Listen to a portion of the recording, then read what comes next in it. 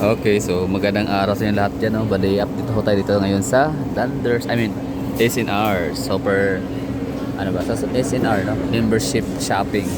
Dito sa may Matina, no? Davao City. So, ano bang meron sa update na to dito? Like, ano lang, kumustahin na natin ang loob. May mga tao pa rin bang namamasyal, no? Sa kabila ng mga napakaraming competitor nila. Like, yung sa kabila ay nag-open na yung NCCC and at the same time meron silang competitor na Landers, no, doon sa may F-Tourist. So kung nakita ho natin, no, may mga tao pa rin naman dito, like hindi naman talaga malalaos kasi ano nga to eh, kumbaga matagal na silang penetrate, no, sa ganitong negosyo. So matagal na sila dito sa Davao City. I don't know ilang taon na, I think nasa mga 2011, no? So sa mga ano dyan, wala akong panahon para mag-google, kaya nang bahala sa mga nakakaalam, although hindi naman talaga yun ang mahalaga, no, sa kung kailan nasimula. Kumbaga sa video na to is papakita ko lang sa inyo yung hitsura ng lugar natin, no, SNR membership shopping, kung marami pa rin ba tao na namamasyal. Ibig sabihin nag-grocery, nag-shopping at nagkumakain. So the answer is yun na nga, ganoon pa rin naman. Pero hindi na kasing dami ng tao ng mga nagdaang mga taon. So dahil nga siguro ngayon ay Lunes, no? So may kinalaman ba yung araw? So di ko alam. Basta konti lang siya ngayon kumpara dun sa mga previous vlogs natin dito. And of course, kumusta yung paninda? Eh, ganun pa rin, no? So just like before, walang pinagbago. Same price. Same as before. Walang changes. Tapos yung ano ngayon, medyo matumal sila sa kailangan, matumal sila sa mga sale, no, yung mga buy, kumbaga mga 30% discount, 60% discount, walang gano'n, no. So siguro hindi siya napapanahon, no? And ano pa, yung update natin. So yan yung presyohan, at saka pala yung sampling, kunti lang, walang sample isa kasi sa paborito puntahan sa SNR yung free taste. Yung mga ganon, di ba? Free drinks, free taste na ng mga drinks sila, mga Alfonso, brandy, ano pa, Matador, no? Ngayon walang ganon, kaya medyo lousy sa pakiramdam na pumasok sa SNR na walang mga ganong mga ganap, no? Yung mga nakasanayan natin. So nga pala, maliban sa update din is gusto ko ipakita sa inyo ang hitsura ng SNR, no? Sa mga hindi pa nakapasok ng SNR, nagtatanong, curious anong hitsura, anong meron sa loob ng SNR. So ito po yun, no? Malaki, mataas, iba, ano siya, warehouse, bodega, no? Hindi siya yung typical ng mga grocery store na napuntahan natin sa mga shopping mall na maliliit yung roofing. So dito talaga patataas siya. Yan, di ba? Tapos yung mga paninda dito hindi pang hindi pang maliitan, kundi big time, pang American size. Oo. Takas baka westerner ang style ng dito ng lugar, no, yung space, yung espasyo. So ang mga paninda ay mga pangmalakihan, for example ito mga Cetaphil, no, although wala namang mga Cetaphil sa ibang lugar. Mayroon sa mga shopping malls, pero kapag pinaka-legit talaga na Cetaphil ay SNR. So ito yung itsura ng loob, ha, sa mga hindi pa nakakaalam, hindi pa nakakapunta, nakakapasok dito. Ito yung mga paninda dito. Ito yung mga hetsura. Presyo, mura lang, no? Tama lang. Wait lang, buy one take one. Kaya kala ko, no? So Cochinlock single burner gas stove, buy one take one, 945 lang siya, di ba? So isang di ba? 945, meron ka ng dalawang na burner. Okay, so dito naman, wala lang, hindi na tayo ituturo ko pa rin ba kayo? O rice cooker, for example, turbo, wait lang, ano ba meron dito? Buy one take one sila, basta may mga buy one take one, no? Ito yung pinaka-advantage sa pricing, advantage sa Landers and SNR, no? Parehas yung dalawa na yan, membership shopping, yan ang advantage kasi pag may membership card holder ka, makapasok ka na sa lugar at maka-avail ka na ng the best na mga promo offers nila, no? Yan na nga, mga 30% discount, 40% discount, 60% discount. Tapos minsan naman buy one take one, no? So ano yan, 5 cups rice cooker. So 1,495 ang isa.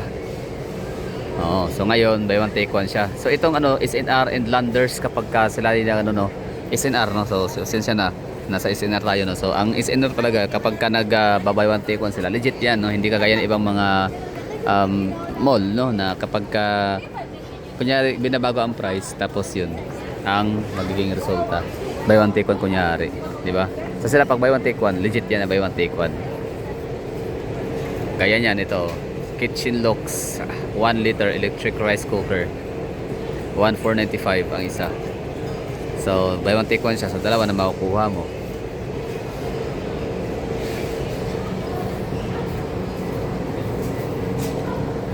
Diba? Blender, oh, sa mga mahilig dyan gumawa ng mga shake, milkshake, avocado shake. So yun yung maaabil natin, diba? Yung mga upuan dito, buy one take one, 449, members value plastic stool, o diba, oh, 450, dalawa na yan. Yung magkano ba isa sa diba? Tsaka to, durable, oh, parang gusto ko to ibenta. Grabe, no? Pati ba naman to? Titirahin, pwede, oo, bili ka ng isa tapos benta mo na 500 ang isa. Pwede, why not? Di ba? So marami dito, mga business ideas, no? Pwede kang kikita dito. Basta meron ka lang target customer or meron kang market, no? O, alam mo na kung sino yung mga mahilig sa mga ganitong gamit, di ba? Mahilig sa mga imported na gamit. So kilalanin mo sila kung sino-sino, mga kapitbahay niyo diyan, kakilala. Tapos offeran nyo, bentahan niya ng ganito.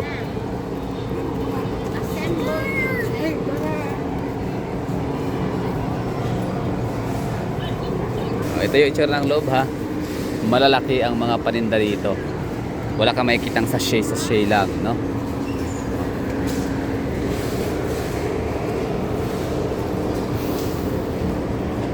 Diba? Ganda, no? Magkano yung mga rice cooker dito? Yan. Buy one take one, no? 1,400.